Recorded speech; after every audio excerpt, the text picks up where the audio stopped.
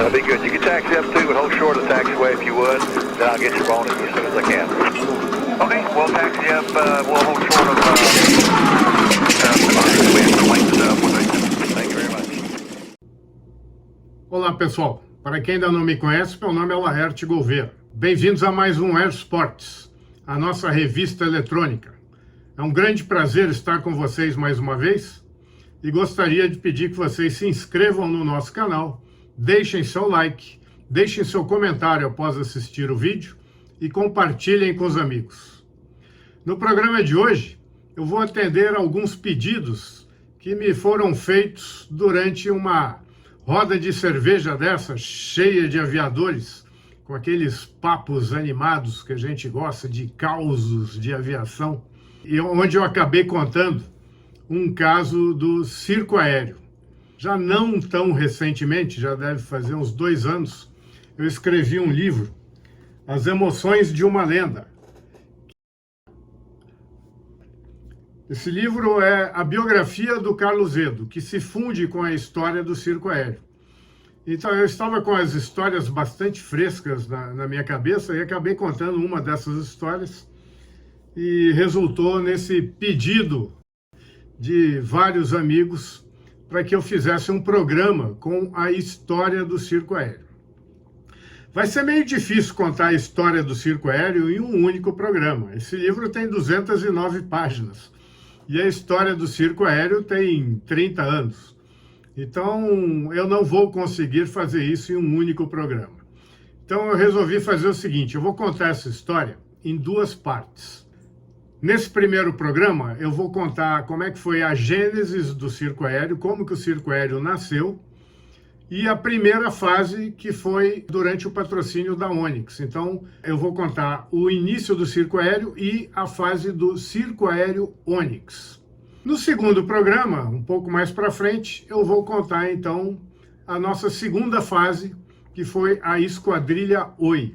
E esse programa de hoje eu vou fazer com prazer enorme, porque além do meu prazer de falar do circo aéreo, que é uma paixão que eu tenho e que eu vivi por 30 anos, eu vou ter que falar muito do idealizador do circo aéreo, do responsável por todo esse sonho ter acontecido, que é o Carlos Edo, que foi um dos meus melhores amigos na vida e com certeza foi o amigo que eu mais convivi durante tanto tempo. Eu participei do circo aéreo por 29 anos. E nesses 29 anos, nós passamos a maioria dos finais de semana juntos, quando ainda não treinávamos também durante a semana. Fora as viagens e turnês várias que fizemos durante esses 29 anos. Então vamos voltar lá no comecinho dessa história.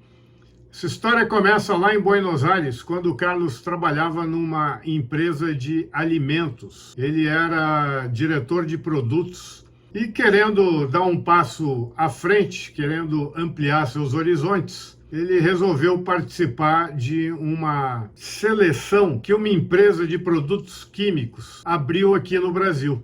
Uma seleção extremamente concorrida, mas que no final o Carlos foi o escolhido. Então ele se muda para o Brasil em 1975, com a esposa e o primeiro filho que já havia nascido, e vai morar no Rio de Janeiro. Lá ele começa a trabalhar nessa empresa, na área de marketing, e 2 anos depois, um amigo que trabalhou com ele lá naquela empresa de alimentos em Buenos Aires, o convida para abrir uma agência de publicidade aqui em São Paulo. O Carlos aceita, se muda para São Paulo e monta a Núcleo Publicidade. Nesse início de vida aqui em São Paulo, o Carlos começa a pesquisar algumas coisas que o atraísse, né, que ele pudesse fazer. E ele descobre, então, lá em São Roque, uma pista de esqui artificial. Como ele era um apaixonado por esqui e esquiava muito bem, ele começou a frequentar aos finais de semana essa pista de esqui. Lá ele conhece o René, o primeiro amigo dele aqui no Brasil que tinha alguma relação com a aviação. O René já era piloto, era lá de Santa Catarina, e o convida durante um fim de semana para ir conhecer as praias de Santa Catarina. Como o Carlos estava interessado em conhecer algumas praias diferentes para passar o verão com a família, ele aceita o convite e vai lá para Blumenau junto com o René para conhecer a região. O René pega um Citabria, coloca o Carlos Edo dentro do Citabria e vão os dois sobrevoar as praias de Santa Catarina. O Carlos ficou fascinado com aquele voo. Provavelmente foi ali que o Aerococcus o contagiou. Ele ficou maravilhado, pousou já apaixonado pelo voo. Retornando a São Paulo, alguns poucos meses depois, ele recebe um convite de um outro amigo para ir visitar uma fazenda no sul de Minas, fazenda do João Batista, um grande amigo nosso até hoje. João Batista, nessa época, tinha um Skylane, um Cessna 182. E lógico que convidou o Carlos para fazer um voo sobre a fazenda e sobre a represa de Furnas. O Carlos, que já tinha adorado o primeiro voo, ficou mais apaixonado ainda, mais encantado ainda pela aviação depois desse segundo voo. E aí combinou com o João de fazerem uma viagem até Assunção, para que ele pudesse curtir um pouco mais o que era voar de verdade, pegar um avião e sair por aí voando com aquela sensação de liberdade. O João topou, marcaram essa saída para 15 dias depois. O João pega o Carlos em Ribeirão, marcaram o encontro em Ribeirão e de lá foram para Assunção. Na volta dessa viagem, o João deixou o Carlos lá em Ribeirão para pegar o carro dele e voltar para São Paulo. O Carlos já estava, nessa altura do campeonato, extremamente contaminado com aerococcus. Já era um apaixonado pela aviação. E ele vem pela Anhanguera de volta para São Paulo, já para no Aeroclube de Jundiaí e já faz sua inscrição no curso de piloto privado. E começa a voar com o Zequinha, que naquela época já era um experiente instrutor de voo. Hoje ele é um dos mais experientes do Brasil, deve ser um dos instrutores de voo que mais tem horas de instrução no Brasil. E o Zequinha se encarregou de formar o Carlos Edo. Após alguns poucos voos de instrução, o Carlos já estava tão empolgado que comprou seu primeiro avião, um Cardinal. E antes mesmo de ter o seu brevet, fez 2 viagens para a Argentina, para Buenos Aires, com o seu Cardinal, levando um amigo de aeroclube que já tinha tirado o brevet e já tinha 60 horas de voo de experiência. Então é lógico que essa primeira viagem para Buenos Aires virou uma das histórias do livro, né? Aí o Carlos continua voando com o Zequinha e durante um desses voos de instrução com o Zequinha, eles pousam em uma pista entre Jundiaí e Atibaia, uma pista de uma fazenda. E lá o Carlos viu pela primeira vez o KRC, um T-6 que pertencia ao presidente do Aeroclube de Jundiaí. De volta para Jundiaí, o Carlos procura o Borim, que era o proprietário do KRC, e pergunta se ele não o venderia para ele. O Borim disse que, no momento, não tinha o menor interesse em vender o avião, mas se comprometeu com o Carlos de que, se um dia fosse vender, ofereceria o avião para ele antes de anunciar para qualquer um. O Carlos, então, se breveta, traz o seu Cardinal para angarar aqui no Campo de Marte, começa a frequentar o Aeroclube de São Paulo, conhece o Aimoré e o Fernando Paes de Barros, que o levam durante um fim de semana para conhecer o Gordo, o famoso Simeone de Lençóis Paulista. Simeone tinha uma oficina de aviões onde mexia essencialmente com aviões clássicos, aviões de motores radiais.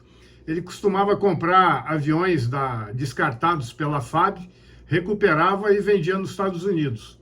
Então lá tinha muito T-6, muito Beech, Cessna 190, tinha muito avião com motor radial. O Carlos ficou fascinado por aquela aviação e começou a frequentar Lençóis. Lá ele conheceu os paraquedistas que frequentavam Lençóis. O Simeone era um cara extremamente cativante, ele adorava viver cercado de amigos, assim como o Carlos.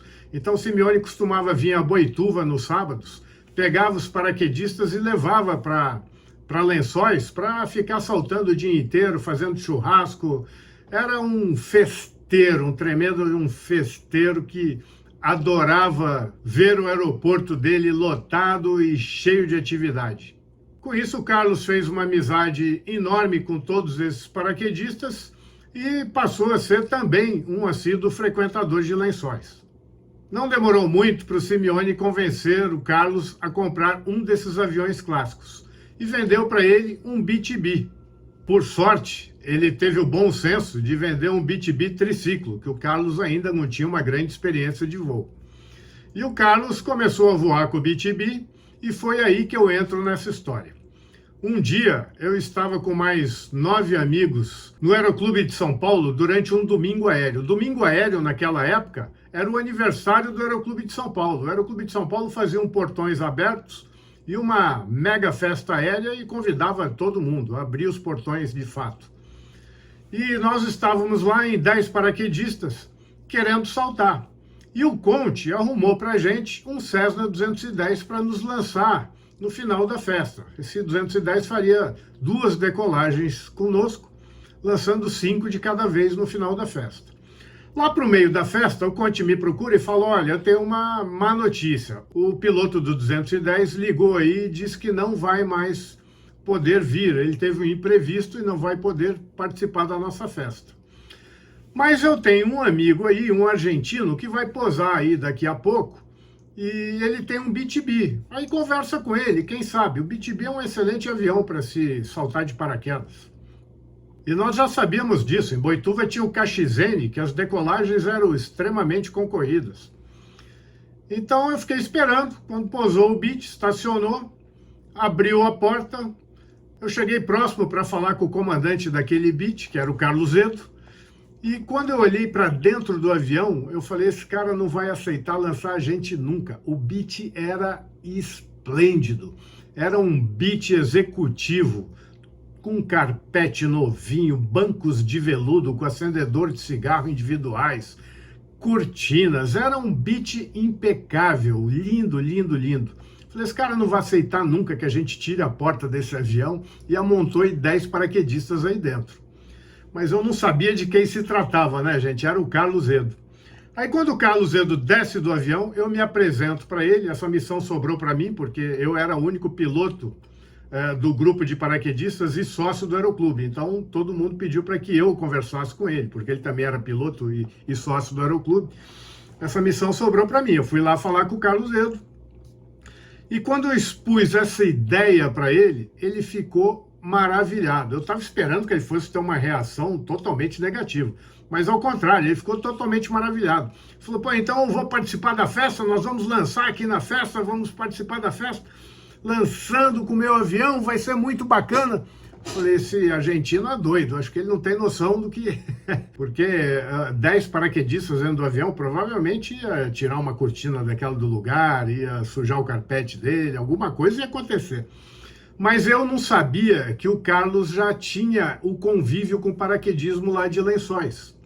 Então foi por causa disso que ele achou fantástico, porque em Lençóis ele viu o Gordo lançando, ele nunca tinha lançado. Então ele viu uma oportunidade dele lançar pela primeira vez e adorou. E aí eu expliquei para ele como que a gente faria a reta, como seria a reta, como que ele tinha que reduzir, como é que ia ser e tal, e decolamos. Durante a decolagem foi uma euforia enorme dentro do avião, porque a gente estava decolando com paraquedas redondos. Então, imagina o que era saltar com redondos, paraquedas redondo em cima de São Paulo. A adrenalina estava saindo pelos poros, foi uma gritaria tremenda. Os paraquedas quadrados ainda estavam começando, tinham muitos poucos ainda no Brasil. Então, nós decolamos, subimos para... A gente queria sair de pelo menos uns 5.000 pés. Mas quando nós chegamos a 1.900 pés, nós já encostamos na camada. Estava entrando aquela camada de fim de tarde estratificada que entra em São Paulo.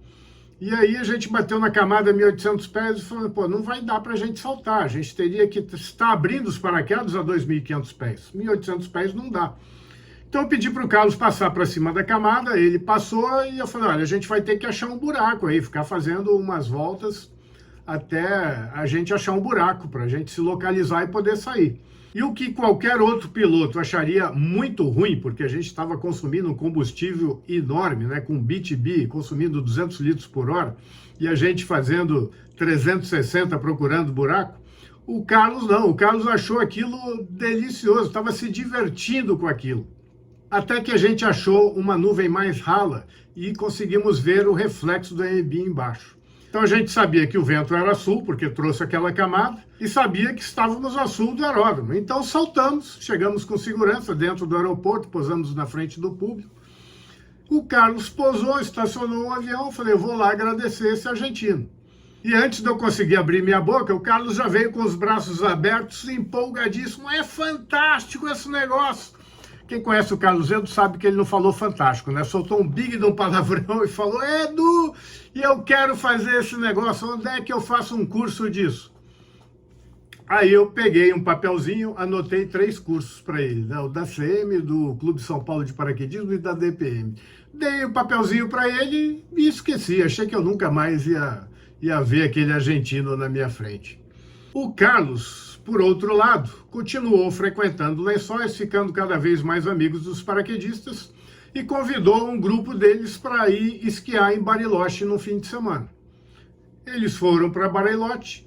Quando estavam lá durante o dia, o Carlos recebe uma ligação da mãe dele. Foi atender todo preocupado, porque naquela época não existia celular, né? Ele foi atender o telefone todo preocupado, porque para a mãe dele achar ele em Bariloche, falou, deve ser alguma coisa grave.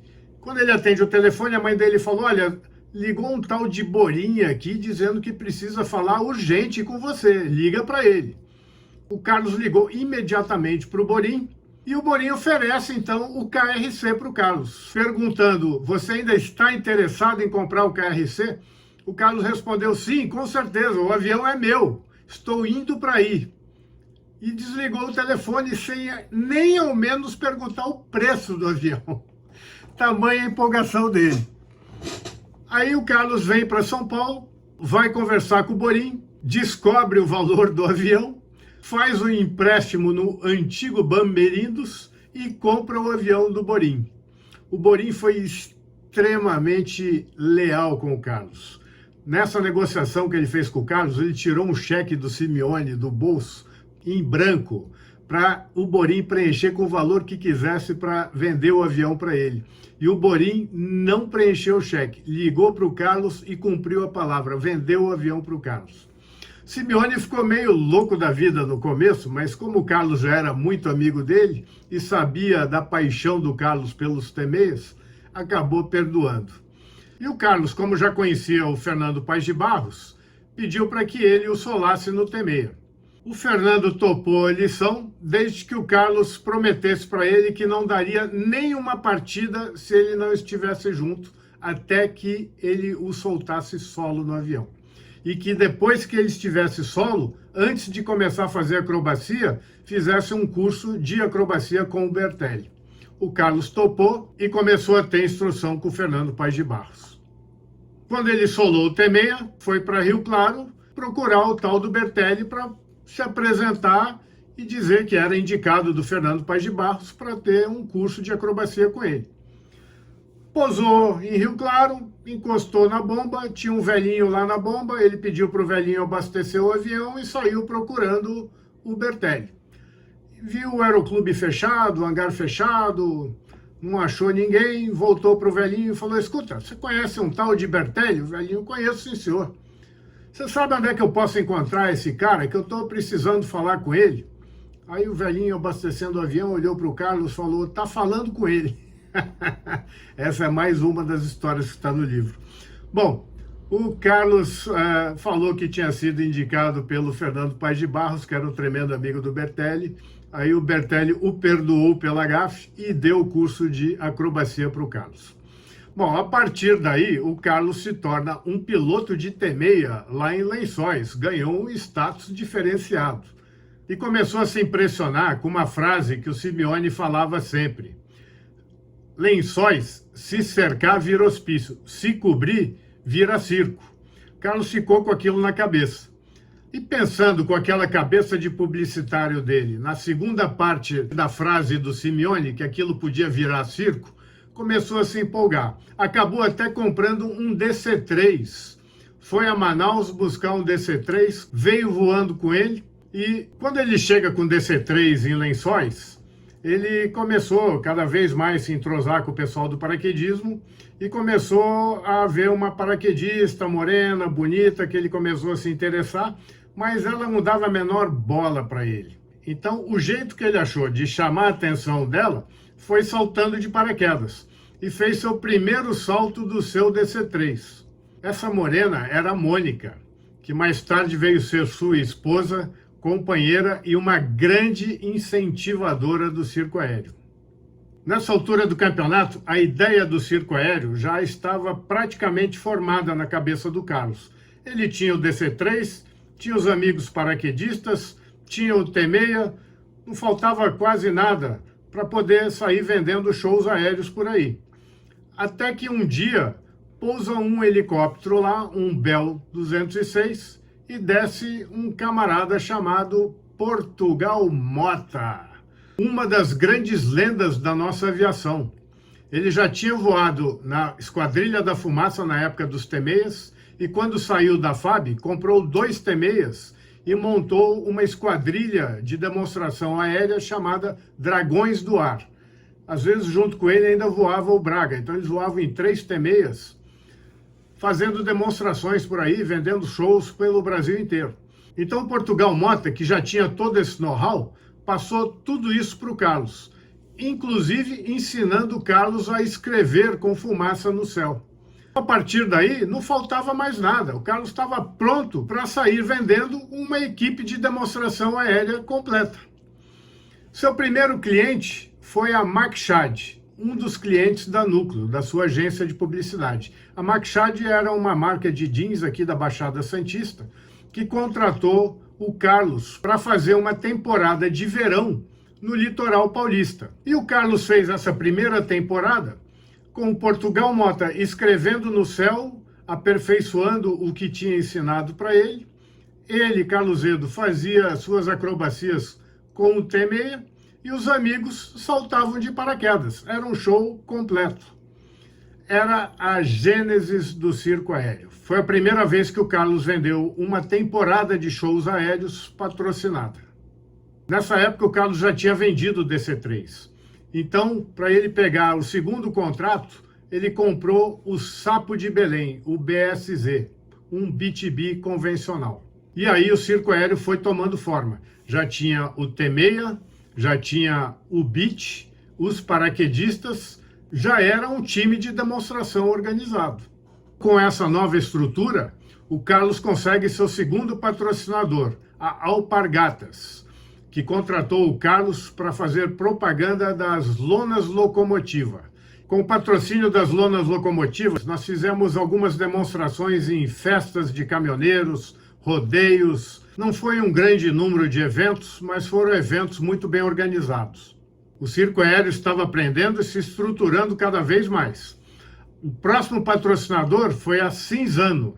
Com a Cinzano, fizemos uma grande feira agropecuária em Bebedouro, fizemos alguns rodeios também e fizemos a primeira Copa Cinzano de paraquedismo lá em Bauru.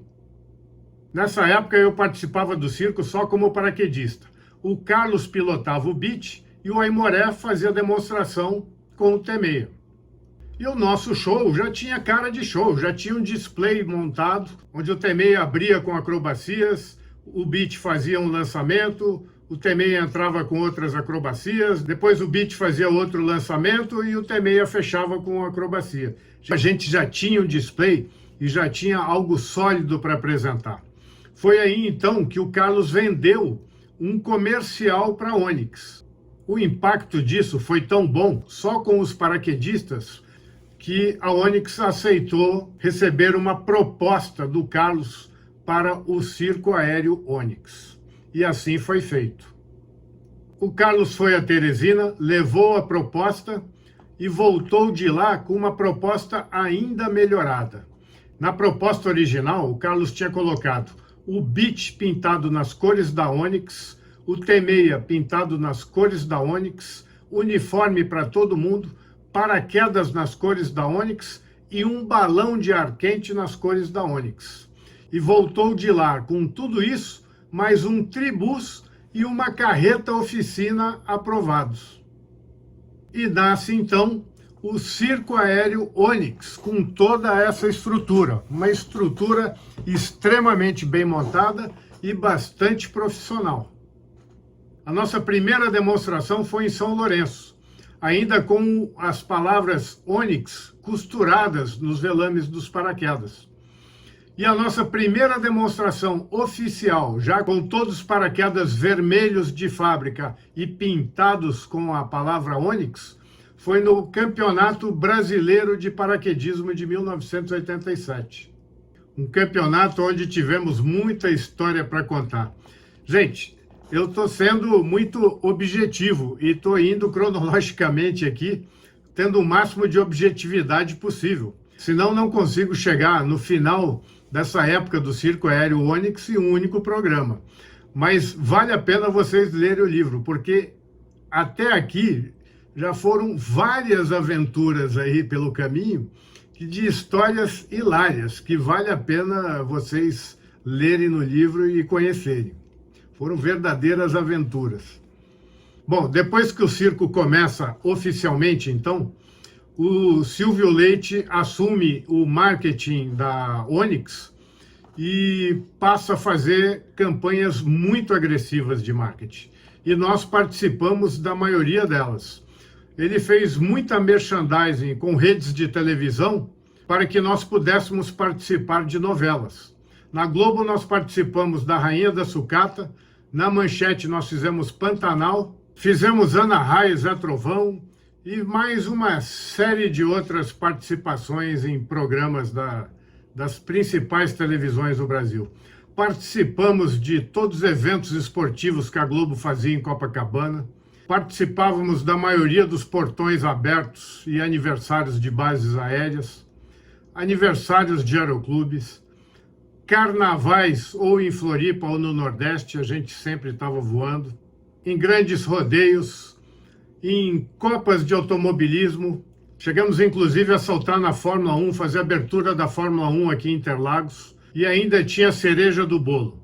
Algumas turnês que a gente fazia pelo Nordeste, visitando várias cidades, e o mais bacana é que naquela época não tinha celular e nem regras tão rígidas como hoje. Então, a maioria desses traslados que a gente fazia desde o sul do Brasil, porque a gente costumava voar na base aérea de Canoas, no Portões Abertos, até São Luís, que a gente fez várias vezes. Então, a gente fazia de norte ao sul do Brasil, voando de todas as formas, rasante sobre as praias, alto, baixo, virando acrobacia, voando a baixa altura sobre o litoral. Eram imagens inesquecíveis. Lógico que com esse sucesso todo, rapidamente o circo aéreo foi crescendo. Ainda no início desse período da Onyx, o Aimoré entrou na VASP e passou a não poder mais voar conosco nos finais de semana. Foi aí que eu comecei a encerrar minha carreira de paraquedista no circo aéreo e comecei a minha carreira de piloto lançador. Eu passei a voar o Beech e o Carlos passou a voar o T6. Mas como o Carlos também gostava de voar o Beech, de vez em quando ele voava o Beech e eu conseguia ainda dar um saltinho. A gente revezava muito. Enquanto um pilotava, o outro saltava. Até que o Carlos comprou o segundo T6. Aí ficou mais complicado, tanto para mim como para ele, para a gente saltar. Que nós tivemos que começar a voar os T6. E aí o MEI veio voar o Beech. Entretanto, nem eu nem o Carlos tínhamos as carteiras de voo e formatura em acrobacia. Então, nossas primeiras demonstrações de acrobacia com os dois T6, fazíamos as manobras paralelas. Então, fazíamos o looping cada um de um lado da pista, depois fazíamos os tunôs paralelos, 8 cubano paralelo, fazíamos todas as manobras em paralelo, como se fosse um espelho. Até que o Carlos contratou o Ribeiro Júnior e o Chumbo para voarem na ala mesmo, de verdade, e nós fomos fazer o curso de acrobacia na ala na Academia da Força Aérea. Fomos os dois únicos civis que fizeram esse curso na Academia da Força Aérea. Por isso nós somos muito gratos ao Coronel Faria e ao Brigadeiro Lencastre, que autorizou esse curso nosso na Academia da Força Aérea. Nós voávamos como se fosse cadetes de verdade, com nome no quadro, capacete, macacão, nome no pet, éramos como se fôssemos cadetes de verdade. O Carlos fez o curso antes de mim, fez o primeiro curso, tendo como instrutor o Gresco, e eu fiz o curso um mês depois, tendo como instrutor o Willy. Com o curso feito, o Ribeiro Júnior e o Chumbo montaram a Esquadrilha Bruxa, e eu e o Carlos começamos a voar, então, com os T-6 na ala, na Esquadrilha Onyx. Ainda com um MEI voando Beech.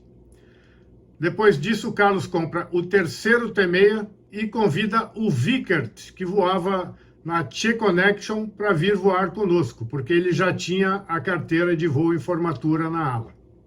Aí o MEI também já tinha entrado para aviação comercial, ficou impedido de voar aos finais de semana, e aí veio o Marcelo Negão voar o Beech. Então a última escalação dos aviões na esquadrilha foi o Carlos de líder, eu de 2, o Vickert de 3 e o Marcelo Negão voando como 4 o Beech. Os paraquedistas foram vários, eu não vou nem citar o nome deles, que eu vou esquecer com certeza o nome de muitos deles, porque vários passaram pelo circo durante todos esses anos. Então eu não vou citar o nome, mas eu quero deixar aqui um elogio para esses paraquedistas. Nós saltamos em lugares extremamente difíceis. Lugares muitas vezes, além de difíceis, estavam com condições climáticas horríveis, com ventos desfavoráveis, com teto baixo, com várias condições desafiadoras. E nós nunca tivemos um acidente, graças ao profissionalismo de todos esses paraquedistas que passaram pelo circo aéreo. Agradeço demais a todos vocês que saltaram conosco e que fazem parte dessa nossa grande família até hoje. Pessoal, como eu já disse aqui, eu fui muito objetivo. Eu estou tentando falar aqui 16 anos no menor tempo possível. Então não deu para contar muitos detalhes dessas histórias, mas vocês podem imaginar a emoção que foi, as histórias que a gente tem para contar de tantos voos sobre tantas praias, né, por todo esse litoral nosso, por todo o interior do Brasil, por todas as regiões. Nós temos histórias para preencher vários livros. Então eu prometo para vocês que eu sempre vou estar voltando aqui com um episódio ou outro do Circo Aéreo, com alguns participantes, para a gente detalhar alguma dessas aventuras. E em breve eu volto com esse período que nós ficamos, foram 3 anos que nós ficamos sem patrocínio fixo, fizemos temporadas de verão entre o patrocínio da Onyx e o patrocínio da Oi, que nós ficamos 13 anos com a Onyx e depois mais 10 anos com a Oi. Nesse intervalo, nós tivemos alguns patrocínios que fizemos com eles temporadas de verão. Então, no próximo programa sobre o circo aéreo, eu vou começar por essas temporadas de verão e conto as aventuras da Esquadrilha Oi. Para quem quiser saber mais detalhes de todas essas aventuras, podem procurar no livro As Emoções de uma Lenda. Então, gente, não se esqueçam de se inscrever no nosso canal, deixar o seu like, deixem seu comentário e compartilhem com os amigos. Nos vemos no próximo Air Sports. Um abraço.